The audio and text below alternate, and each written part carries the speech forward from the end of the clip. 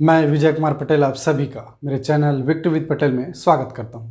हमने गरियाबंद जिले के पार्ट 1 में कुछ महत्वपूर्ण तथ्यों को हमने मेमोराइज किया था।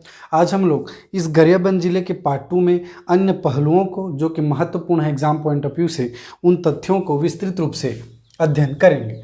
आपको जोड़ने की कोशिश करूं तो हमने देखा था कि राजिम से रिलेटेड महत्वपूर्ण फैक्ट, मंदिर की बात करें तो राजीव लोचन मंदिर हमें राजिम में ही मिलेगा। राजिम को छत्तीसगढ़ का प्रयाग कहलाता है, त्रिवेणी संगम है। इसी तरह महत्वपूर्ण पहलुओं को हमने देखा था। आज अन्य तथ्यों को देखेंगे। राजिम से आगे बढ़ें तो हमें मिलेगा गरियाबंद। गरियाबंद गरियाबंद जिला मुख्यालय है, गरियाबंद जिले का जिला मुख्यालय है। गरियाबंद जिले का जिला मुख्यालय है। साथ ही साथ इस गरियाबंद जिले के अंतर्गत हमें एक जगह मिलेगा मरौदा। मरौदा एक जगह मिलेगा। इस मरौदा की अगर बात करें, जगह मिलेगा मरौदा। यहीं पे हमें भूतेश्वर महादेव का एक शिवलिंग मिलेगा। भूतेश्वर महादेव का शिवलिंग मिलेगा। इस शिवलिंग की विशेषता बात करें तो एक विशालकाय शिवलिंग, भूतेश्वर महादेव का शिवलिंग हमें गरियाबंद जिले के अंतर्गत कुछ दूरी में मरौदा नामक स्थान पर मिलेगा, जो कि हर वर्ष अपनी आकृति बढ़ती ही जा रही है। इसकी आकृति बढ़ती ही जा रही है, निरंतर आकृति बढ़ती ही जा रही है। भूतेश्वर महादेव का मंदिर गरियाबंद जिले के अंतर्गत हमें मरौदा नामक जगह पे मिलेगा। साथ ही साथ हमने देखा कि गरियाबंद जिला मुख्यालय है। आपको और जोड़ने की कोशिश करूं तो गिरी मीन्स होता है पर्वत, पर्वतों से घिरे होने के कारण जगह का नाम गरियाबंद पड़ा। आगे अगर बात करें बिंद्रा नावागढ़ की, आगे अगर देखें तो हमें जगह मिलेगा बिंद्रा नावागढ़। हमने देखा था कि यह एक विधानसभा क्षेत्र है, और अनुसूचित जनजाति आरक्षित है, मीन्स एसटी रिजर्व जनजाति एक विधानसभा क्षेत्र है, अनुसूचित जनजाति आरक्षित। साथ ही साथ अगर जनजातियों में देखें तो छत्तीसगढ़ की विशेष पिछड़ी जनजाति कमार जनजाति गरियाबंद जिले की इस बिंद्रानावगढ़, मैनपुर, देवभोग और आंशिक रूप से धमतरी जिले में भी निवास करती है, मगर प्रमुख रूप से छत्तीसगढ़ की विशेष पिछड़ी जनजाति कमार जनजाति गरियाबंद जिले के इस बिंद्रानावगढ़ के अंतर्गत निवास करती है। कई बार यह क्वेश्चंस आयोगों और अन्य एग्जाम में भी पूछा गया है, जो कि जिसका प्रमुख कार्य की बात करें तो बांस शिल्प इनका प्रमुख कार्य बांस शिल्प है। यह भी कई बार पूछा गया है। तो बिंद्रानावगढ़ से संबंधित एक विधानसभा क्षेत्र है, अनुसूचित जनजाति रिजर्व आरक्षित क्षेत्र है। साथ ही साथ यहाँ पे छत्तीसगढ़ की विशेष पिछड़ी जनजाति में कमार जनजाति इस एरिया में निवास करती है। अन्य तथ्यों को हम लोग देखें तो राजिम से आगे चले जाएं बेलटुकरी, तो गरियाबंद जिले से संबंधित औद्योगिक क्षेत्र की अगर बात करें तो बेलटुकरी गरियाबंद जिले से संबंधित औद्योगिक क्षेत्र के अंतर्गत बेलटुकरी आता है। इसी तरह के क्वेश्चंस पूछे जाते हैं जिलों से संबंधित औद्योगिक क्षेत्रों के बारे में, तो बेलटुकरी गरियाबंद जिले से संबंधित एक औद्योगिक क्षेत्र है। साथ ही साथ आगे बढ़ें तो हमें मिलेगा फिंगेश्वर, जहाँ पे फिंगेश्वर महादेव का मंदिर है। फिंगेश्वर महादेव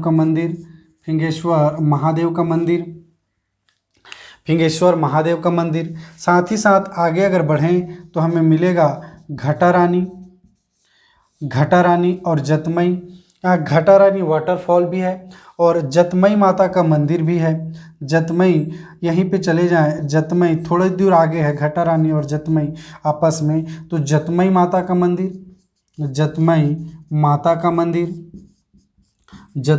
का मंदिर, घटारानी वाटरफॉल, यहाँ भी एक वाटरफॉल है। तो इस तरह से एक पर्यटन स्थल के रूप में है, ये दोनों पर्यटन स्थल के रूप में फेमस है। इन जगहों के बारे में देखें तो साथ ही साथ हमें छूरा तहसील, तो इस तरह से हमने देखा कि औद्योगिक क्षेत्र बेलटुकरी गरियाबंद जिले के अंतर्गत, फिंगेश्वर महादेव का मंदिर, आगे देखें तो घटारानी और जतमई एक पर्यटन स्थल के रूप में स्थित है। इस तरह से हमने महत्वपूर्ण तथ्यों को देखा। आइए और हम लोग आगे चले जाएं, आपको और जोड़ने की कोशिश करूं तो हम यहाँ पे अगर अभ्यारण्य की बात करें तो उदयंती अभ्यारण्य है, उदयंती अभ्यारण्य है। छत्तीसगढ़ के संदर्भ में देखें तो कुल 12, छत्तीसगढ़ के संदर्भ में देखें तो 11 अभ्यारण्य है। उनमें से एक उदयंती अभ्यारण्य हमें गरियाबंद जिले के अंतर्गत मिलेगा। इसकी निर्माण अगर बात करें तो 1983 में, स्थापना अगर देखें तो 1983।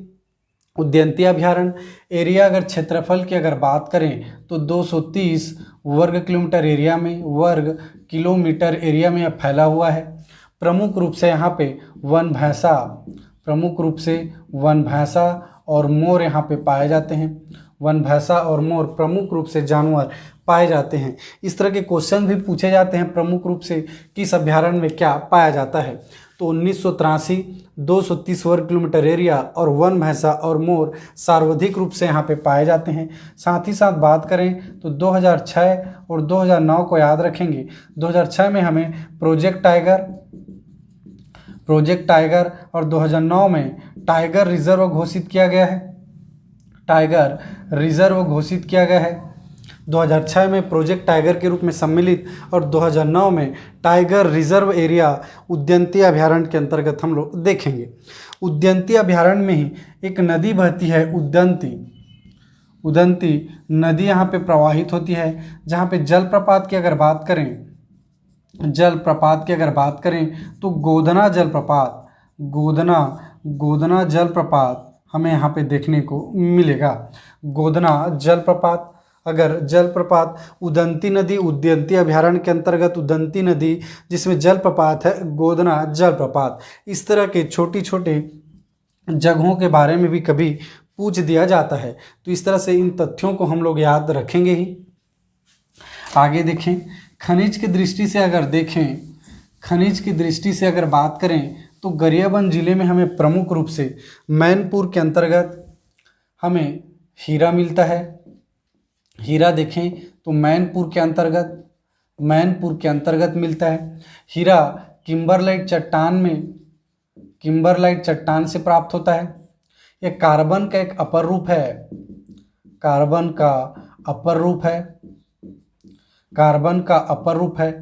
पूर्ण आंतरिक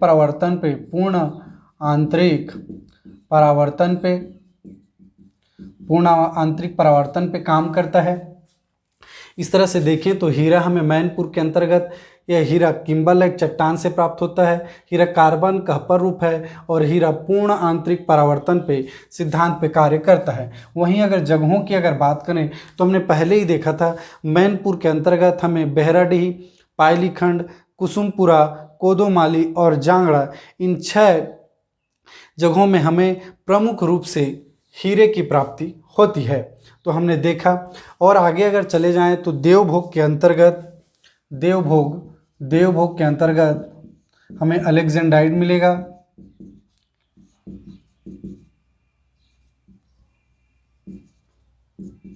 अलेक्जेंड्राइट हमें प्राप्त होगा। अलेक्जेंड्राइट देवभोग के अंतर्गत अलेक्जेंड्राइट खनिज के रूप में देखें, जहां से हमें लाटापारा और सेंधमुड़ा, जहां हम लोग देख ही रहे हैं लाटापारा और सेंधमुड़ा में हमें अलेक्जेंड्राइट प्राप्त होगा। भारत में अलेक्जेंड्राइट की बात करें तो भारत में केवल छत्तीसगढ़ में केवल गरियाबंद जिले के अंतर्गत हमें देवभोग में लाटापारा और सेंधमुड़ा में अलेक्जेंड्राइट हमें प्राप्त होता है। याद रखिएगा, भारत में केवल छत्तीसगढ़ में गरियाबंद जिले के अंतर्गत देवभोग में लाटापारा और सेंधमुड़ा से हमें अलेक्जेंड्राइट प्राप्त होते हैं। इसी तरह देखें तो अलेक्जेंड्राइट को हमें अभिशप्त रत्न भी कहा जाता है, गरीबों का अभिशप्त रत्न भी कहते हैं, और इसे एक प्राकृतिक हीरा भी कहा जाता है। इसे प्राकृतिक हीरा भी कहते हैं और गरीबों का अभिशप्त रत्न भी कहलाता है। गरीबों का अभिशप्त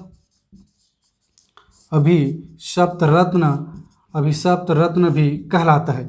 तो इस तरह से अगर पूछ दिया जाए कि गरीबों का अभिशप्त रत्न किसे कहते हैं, तो अलेक्जेंड्राइट को कहा जाता है।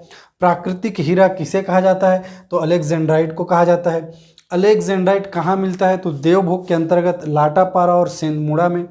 प्रमुख रूप से भारत में और कहीं नहीं छत्तीसगढ़ राज्य में, और छत्तीसगढ़ राज्य में गरियाबंद जिले के अंतर्गत हमें लाटापारा और सेंधमुड़ा में, इन जगहों में हमें देवभोग के अंतर्गत अलेक्जेंड्राइट खनिज की दृष्टि से प्राप्त होती है। तो इस तरह से हमने जगहों को देखा।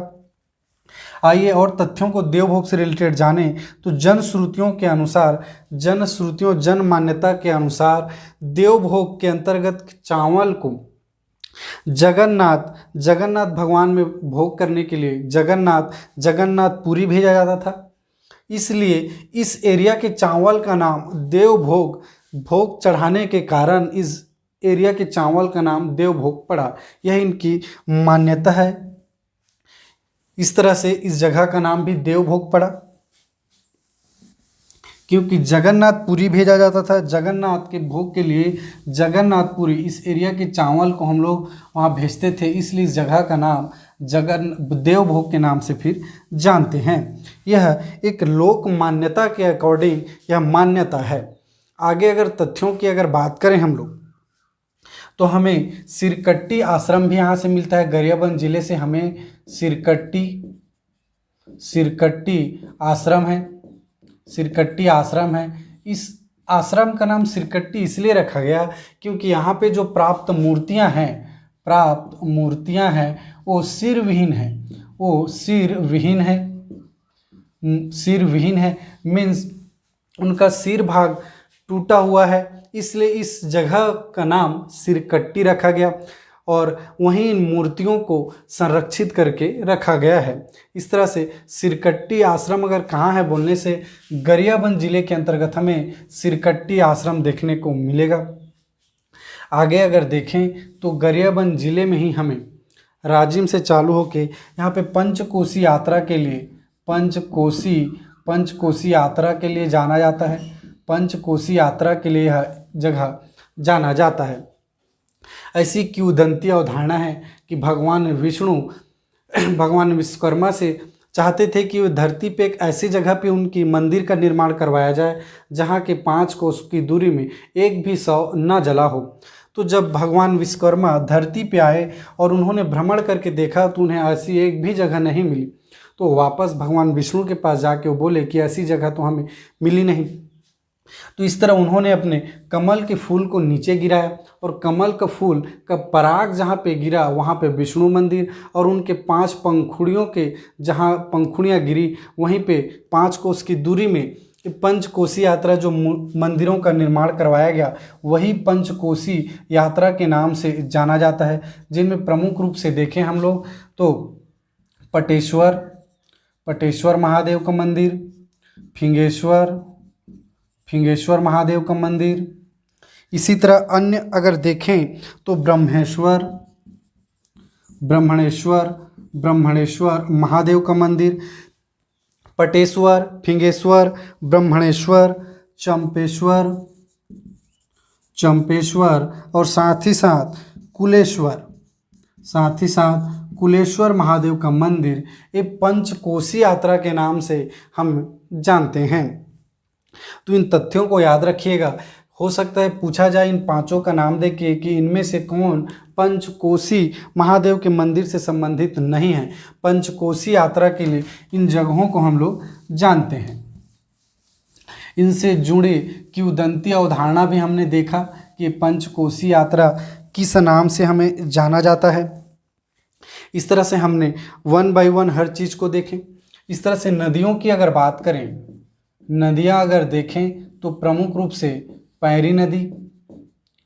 पैरी नदी की बात करें तो पैरी नदी का उद्गम भातृगढ़ की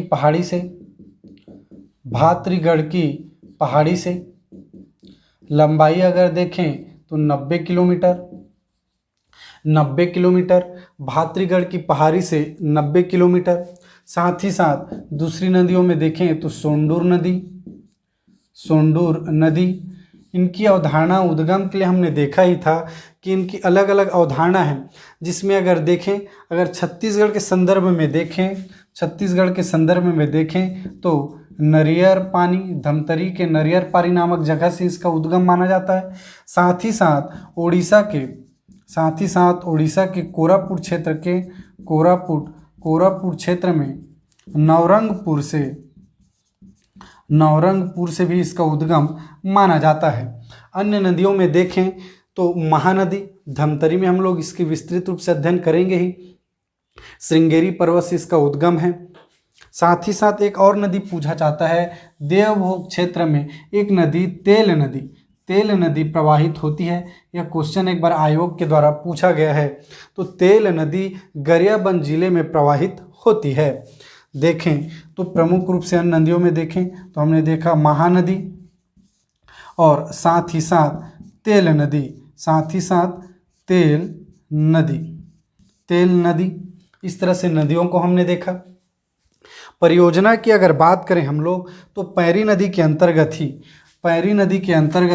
परियोजना की अगर बात करें तो इस पैरी नदी के अंतर्गत ही हमें सीकासार परियोजना देखने को मिलेगा। सीकासार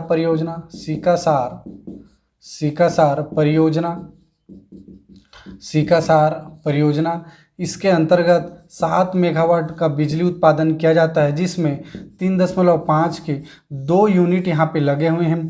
7 मेगावाट देखें, 2006 से यहाँ पे बिजली का उत्पादन किया जा रहा है। वर्ष 2006 से 7 मेगावाट का बिजली उत्पादन, जिसमें 3.5 के 2 यूनिट संचालित हैं वर्ष 2006 से सीकासार परियोजना। इस तरह के क्वेश्चन भी पूछे जाते हैं कि कितने मेगावाट का किस परियोजना से। सीकासार परियोजना किस नदी से संबंधित है, तो पैरी नदी से। पैरी नदी का प्रवाह क्षेत्र कहाँ है, तो गरियाबंद जिला है। तो इस तरह से हमने 1 बाय 1 इनके हर एक पहलुओं को हमने देखा। तो अगर वीडियो आपको अच्छा लगा हो तो वीडियो को लाइक कीजिए, शेयर कीजिए, कमेंट कीजिए, और अगर आप पहली बार हैं मेरे चैनल पे तो मेरे चैनल को सब्सक्राइब कर बेल आइकन को दबाना बिल्कुल ना भूलें, ताकि इसी तरह के अपडेट्स आपको हमेशा मिलते रहें। साथ ही साथ आप मेरे Telegram channel victory with Patel से भी जुड़ सकते हैं। आगे मेरे साथ बने रहिए, हम लोग 1 बाय 1 करते हुए हर जिलों को विस्तृत रूप से अध्ययन करते चले जाएंगे। Thank you.